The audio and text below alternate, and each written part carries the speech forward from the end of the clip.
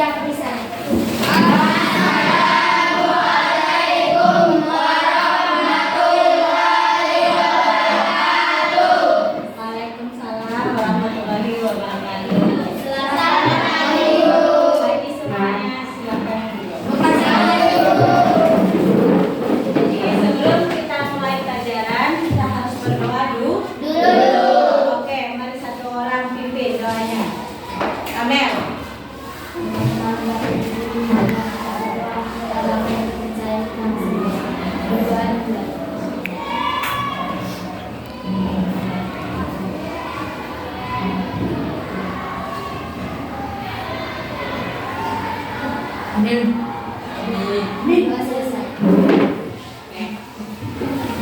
Jadi sebelum kita pelajaran, ibu absen dulu ya. Kelas 7 apa ini? C.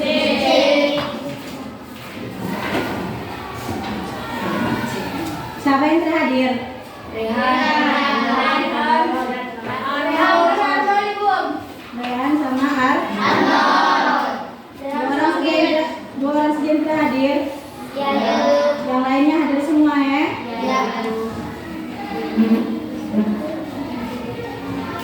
Oke. Jadi sekarang ini memang untuk kelas 7. Sekarang kelas 7 ini ada penambahan mata pelajaran. Mata pelajaran itu namanya KKA.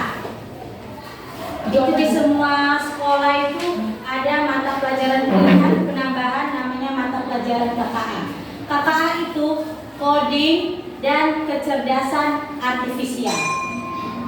Itu yang dinamakan dengan mapel KKA. Coding, pembuatan aplikasi, mencari masalah. Jadi sebelum kita memulai ke aplikasinya, materi yang pertama ibu mau ajarkan tentang KKA yaitu tentang berpikir komputasional.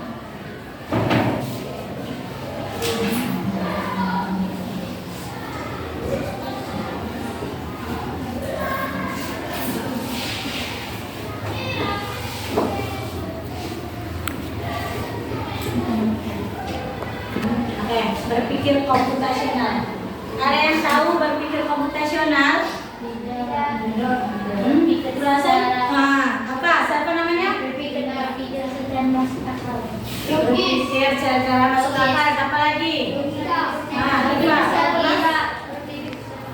Berpikir secara logis. Satu apa lagi? Berpikir secara logika. Berpikir komputasional. Berpikir secara logika. Jadi berpikir komputasional ini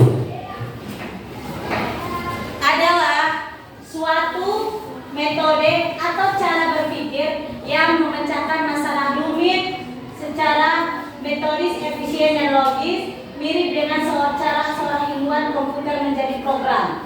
Jadi berpikir komputasional, berpikir yang memecahkan suatu masalah dalam kehidupan sehari-hari. Itu berpikir komputasional, berpikir persoalan yang dalam kehidupan kita sehari-hari, yang rumit jadi mudah. Itu yang dinamakan berpikir komputasional. Oke? Ya. Jadi berpikir komputasional itu berpikir menyelesaikan masalah dalam kehidupan sehari-hari. Itu berpikir komputasional. Yang ini. Jadi berpikir komputasional itu dia ada 4 pilar. Yang pertama apa? Dekomposisi. Kedua, Pengenalan. yang keempat, sudah pernah dengar 4 kata ini? Belum. Kalau algoritma sudah pernah dengar? Belum. Kebiasaan di matematika itu algoritma. Toh? Belum, tapi belum pernah dengar. Saat ini belum pernah dengar? Belum. Nanti ibu jelaskan pertama dari dekomposisi dulu ya. Oke. Dekomposisi. Proses membagi masalah yang rumit dan besar menjadi komponen-komponen yang lebih kecil dan lebih mudah dikelola. Tujuannya agar masalah tidak terlihat menakutkan dan bisa diselesaikan satu persatu. Jadi itu yang dinamakan dekomposisi. Dia tidak kelihatan rumit, tapi dia bisa menyelesaikan satu persatu itu masalahnya. Contohnya seperti ini, dekomposisi. Contoh kita buat masalahnya yang besar, membuat nasi goreng. Pastikan harus ada dekomposisinya toh. Ya. Yaitu apa? Menyiapkan apa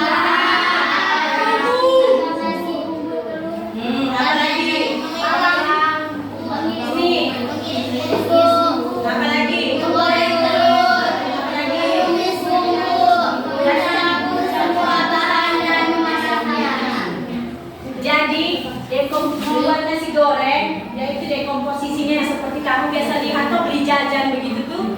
Jajan kan palingan ada biasa itu di belakang dekomposisinya. Dekomposisi bumbu, menggoreng kan bahan, habis bahan apa? Iris bumbunya dulu toh. Habis bumbu di apa? Digoreng telurnya. Habis digoreng apa? Tumis bumbu kan pertama. Jadi dekomposisi proses membagi masalah yang rumit menjadi dan besar menjadi komponen-komponen yang lebih kecil dan lebih mudah dikelola. Itu yang dimaksud dengan komposisi. Tujuannya agar masalah tidak terlihat terlalu besar dan bisa diselesaikan satu persatu. Itu seperti itu. Orang yang tidak tahu buat nasi goreng kayak adik-adiknya kalian toh biasa mungkin belum pernah lihat kalau buat nasi goreng. Dia bikin masalah rumit. Ih, buat nasi goreng itu gimana ya? Kita tidak tahu masakan biasa begitu tuh. Ih, caranya bagaimana ya? Ah, dengan kita belajar pasti kita tahu. Itu dekomposisi. Itu yang pertama. Yang kedua, pengenalan pola. Pengenalan pola itu ini kemampuan untuk mengidentifikasi pola, tren atau paralel dalam data atau di antara masalah-masalah kecil yang telah dipecah. Jadi pengenalan pola itu masalah yang sudah dipecahkan. Kalau tadi kan baru muncul di pikiran kita tuh masalah itu. Kalau yang pengenalan pola, dia sudah bisa memecahkan masalah itu. Nah, itu pengenalan pola. Tujuannya membuat solusi menjadi lebih efisien. Jika kita menemukan pola, kita bisa menyelesaikan masalah serupa dengan cara yang sama. Tadi dekomposisi kita baru apanya? Baru terbayang ini masalahnya begini. Sedangkan polanya kita sudah ada. Pikirannya berpikir di kita tuh pola, maksudnya cara bagaimana untuk menyelesaikan suatu masalah tersebut. Itu yang pola, di pola pikiran kita. Pertama kita berpikir dulu, kedua kita ada di pola kita. Itu yang namanya pengenalan pola. Contohnya, kayak tadi kita buat nasi goreng bahan-bahannya. Kalau dia membuat nasi goreng, langkahnya pertama menumis. Bumbu memiliki pola yang sama. Kayak kita buat nasi goreng pertama kan, kita siapkan dia punya bahan tuh kita pikir oh cara-caranya begini. Kalau polanya bagaimana? Dengan cara menulis. Dengan cara menulis ini mencampur. Oke, yang ketiga abstraksi. Abstraksi itu hampir sama saja dengan dekomposisi dengan apa? Dengan pola dan dengan abstraksi. Abstraksi ini prosedur untuk menghilangkan data yang tidak relevan atau berlebihan dan berkonsentrasi secara inklusif pada fakta-fakta yang paling besar. Tujuannya agar kita tidak bingung dengan informasi yang terlalu banyak dan bisa fokus pada inti masalah. Jadi begitu, itu yang abstraksi. Jadi kita jangan hanya asal tahu masalah itu, tapi kita harus tahu akar dari masalah itu apa. Itu yang dapat dan itu yang dinamakan dan abstraksi. Oke, selanjutnya algoritma. Algoritma yaitu serangkaian langkah-langkah atau aturan yang jelas dan berurutan untuk menyelesaikan suatu masalah. Algoritma adalah hasil akhir dari 3 pilar sebelumnya. Jadi algoritma itu dia aturan-aturan yang pertama dari dekomposisi, pengenalan pola, abstraksi, dan terakhir algoritma dia yang dapat menyelesaikan semua masalah dari ketiga pilar tadi. Termasuk ini. Jadi seperti itu. Ciri algoritma yang baik, urutannya jelas, tidak ambigu, tidak berhenti setelah masalah selesai. Jadi ketika ada masalah bisa diselesaikan dan damai semuanya. Seperti itu. Oke, paham? Paham. Sekarang ibu bagi kelompok, setiap kelompok 4 kelompok. Kelompok 1, kelompok 2, kelompok 3, kelompok 4.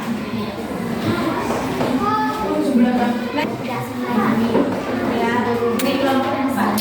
Bersama-sama kita di situ ada tugas. Tugas kalian yaitu usul perkalian. Jadi di sini tempelkan di kotak itu. Mana tugas per kelompok kalian?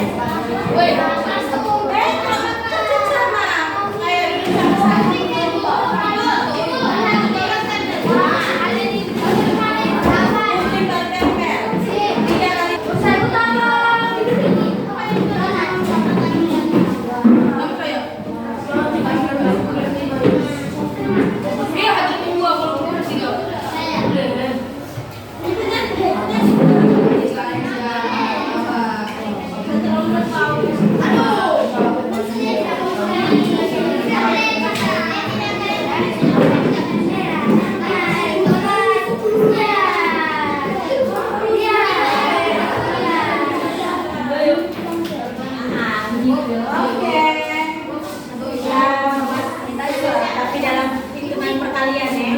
Oke. Kalau ada saya satu kelompok satu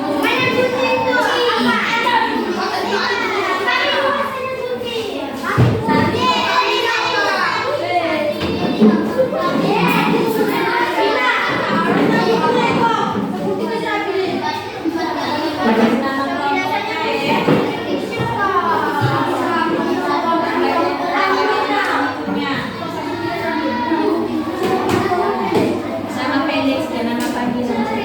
Oke, sudah nama panjang juga baik.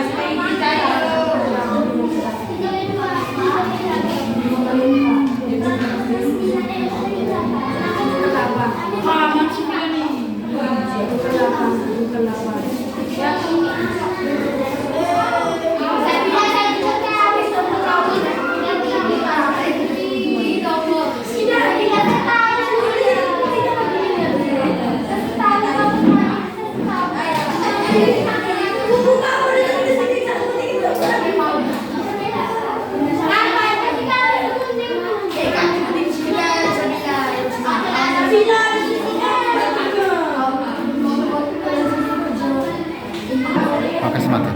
Satu saja yang dirangkai, tolong dipresentasikan ke depan ya.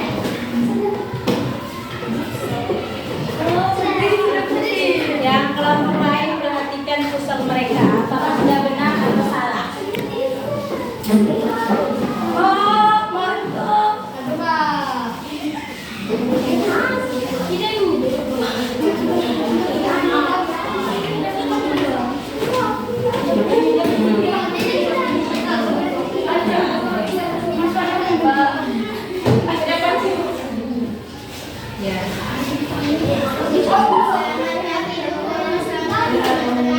Sekarang kami akan mempresentasikan hasil kerja ujian perkalian kami.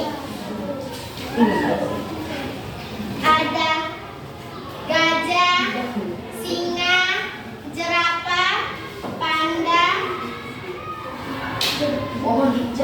zebra,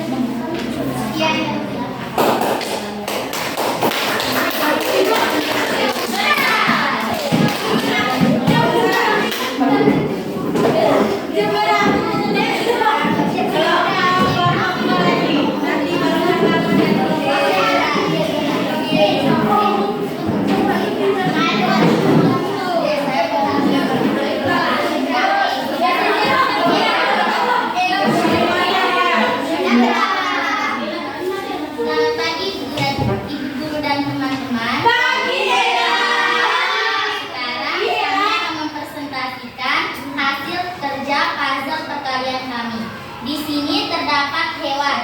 Hewan-hewan ini adalah ada zebra, singa, gajah, macan, kuda nil, panda, burung,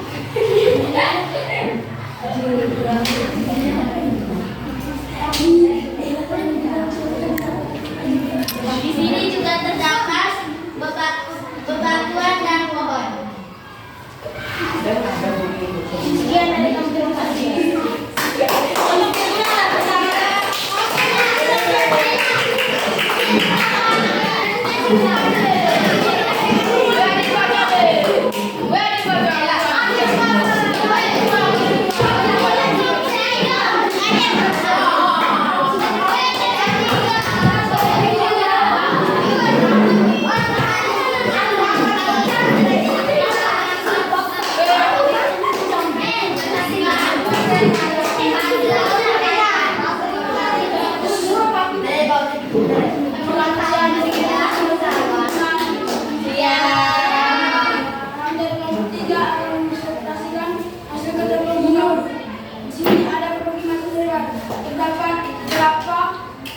Panda, singa, gajah, macan,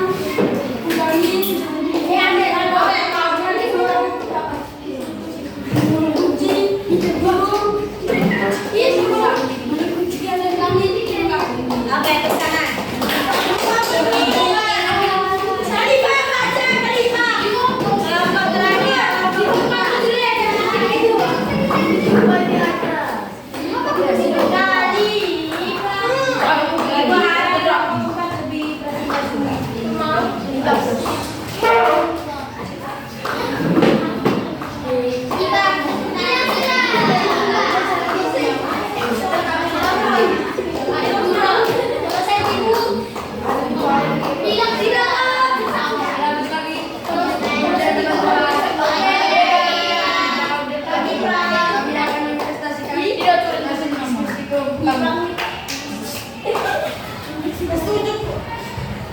Di sini ada beberapa hewan yang terdiri jerapah, panda, singa, gajah, macan,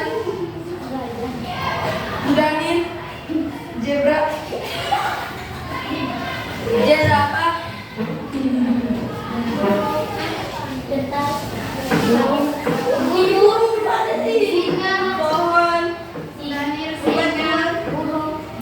beban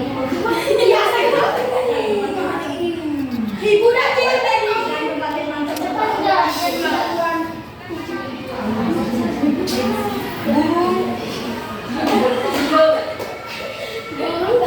tupai, dan ada bebatuan dan ada pohon-pohonan.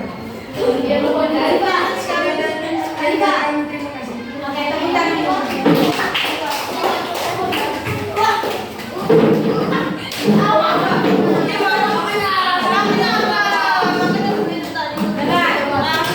Jadi hasil presentasi kalian tadi bagus semuanya.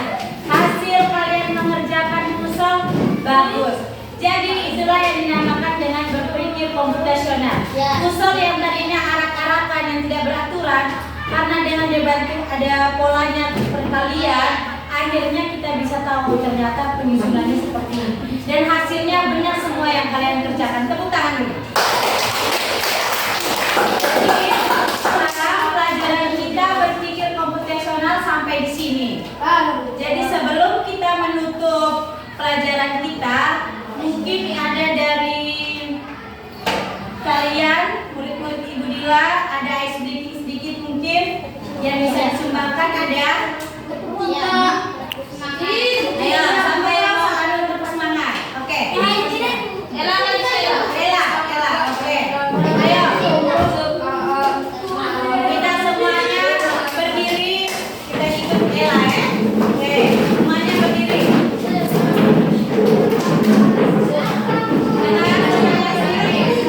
Ingat. Ella